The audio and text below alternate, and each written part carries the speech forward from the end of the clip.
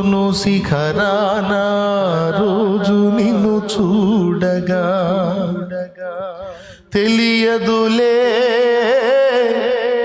అవి కన్నీరో ఆనంద బాష్పాలు నీ కౌగిలిలోనే నేను పరవశముందెదను.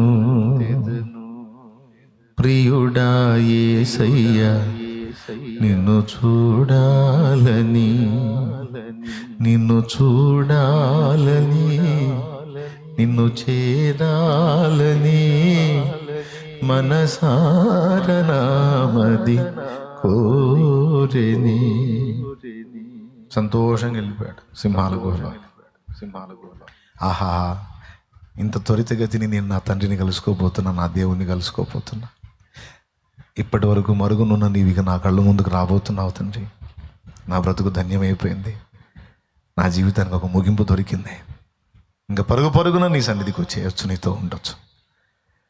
ఇప్పుడన్నా ఈ బాధ్యతలు, ఈ పనుల వల్ల రోజుకు 3 మారు మాత్రమే నీతో గడపగలుగుతున్నాను. ఈ కార్యం జరిగి నా ఊపిరిపోయిన మరుక్షణం ఎప్పుడు నీతోనే ఉండొచ్చు. నాకెంత అవకాశం ఇచ్చావు దేవా, స్తోత్రం. వెళ్ళిపోయాడు, గుహలో వేశారు.